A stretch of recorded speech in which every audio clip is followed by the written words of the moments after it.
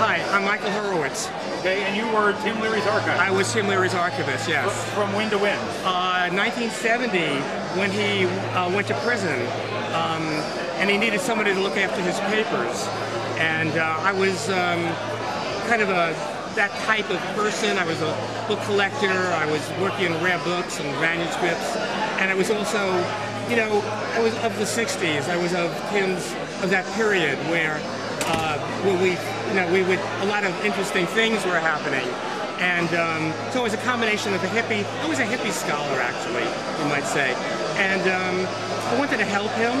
I didn't exactly know, what I could do, but he was worried about his papers. He had a long career before he became the Tim Leary that everyone thinks about these days, as a clinical psychologist in the Bay Area. In Berkeley, he got his PhD in Berkeley, had a consultation service in Oakland, and he had a lot of roots in the Bay Area. Anyway, he did a lot of important research, recognized at the time and recognized still. And so he had a tremendous collection of research, clinical psychological research. And he was very careful about keeping everything and keeping it in file folders. And it was quite an accumulation. Added to his 50s work, obviously there was he had a clipping service in the 60s, and he had manuscripts. He published 4 books in the 60s while he was very busy, being a kind of an activist, you might say, an anti-war activist and an activist for consciousness change. Knowing he was going to prison, and people may not remember that he was also running for governor against Ronald Reagan. And one of the reasons we all suspected that he was denied bail was because he was going to challenge Reagan for the governorship of California. And when he went into prison, he wanted to make sure his archives were safe, and he turned it over to me and my partner for safekeeping. So you kept both his scientific records and also his records from his time as an activist. That's right.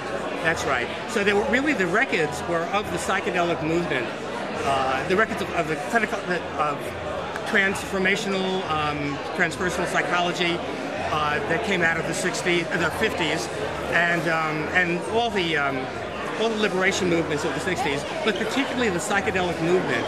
And I would say the most important thing in there is the Harvard research, the years 60 to 63, where he and Richard Alpert, also known as Ramdas, and Ralph Metzner, and their whole team were doing the first thorough. They were doing the first experiments with LSD and psilocybin, and that were the non-military, non-controlled type of experiments. They were giving the drugs in friendly environments, and they were looking for positive changes. They came at it from the point, because they'd taken the drugs themselves and saw the potential for positive personality change and behavior change. And of course, gurus in that were people like Alan Watts and Aldous Huxley, and Humphrey Osmond and Albert Hoffman and so on. These experiments were very important. One of them, for example, the famous Good Friday experiment, in which theological students, half of them were given mushrooms, half of them were given placebos, and the ones given mushrooms had a much stronger religious experience. That experiment was replicated at Johns Hopkins in the last 3 years, and follow-up studies were just done of that, proving that they were right on target. They also did work they went into prisons and did rehabilitation, and they had very good results with rehabilitating prisoners who realized that, saw behind the game they were playing, how they were victims of the game, and how they should change their ways. And then they studied creativity. A lot of people are more creative than they realize, but their creativity is blocked. And the psychedelic drugs would help block creativity. They also, probably the most important thing is, they figured out the sentence setting, the formulations for having a good experience. Anyway, all that was in the air, quite in the air. And I felt honored to be able to look after the archives, which I did while he was in prison and while he was in exile, and then when he was returned to captivity. This is 70 to 75 when he was underground with the feds. And a lot of controversial things were going on. He was facing life in prison. Eventually, the archives were turned over to the FBI, and then they were given back to him. There was a grand jury investigation, a lot of stuff going on. And then finally, now they're being digitized, which is, we're coming up to date now, to 2008.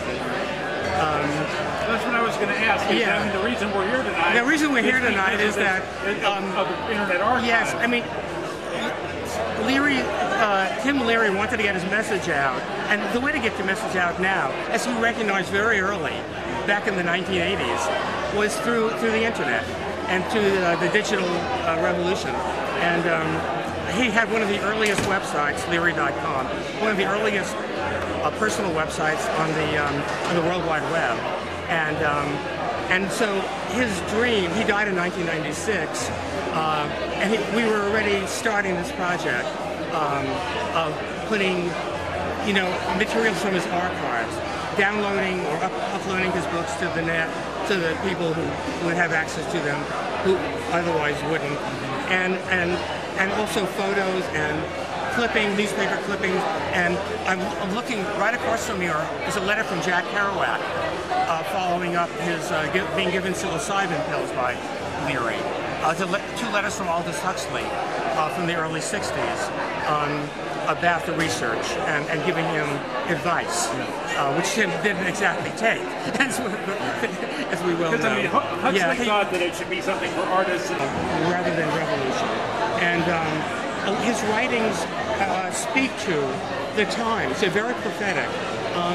And he would not have been surprised by the changes going on now. He saw things in historical sweeps, like, from like the Christians and the Muslims and the Jews and the Arab and the Muslim world. I mean, things like that they were like just things to take to jumpstart, the future, like the next step and so on. So his writings, are extremely valuable. Anything else you wanted to add? I didn't ask you about. Excuse me? Anything else you wanted to add? I didn't ask you about. Well, let's see. The website is Leary.org. You better check that with somebody else. It's just going to be a really incredible website. It is already, and people can go to it and learn a lot. Learn a lot about. Tim used to say, you can only see as far into the future as you can see into the past. And the last administration said, forget the past. Don't look out there. So the 60s are in a way something to look at, and they're kind of a runway towards the 21st century.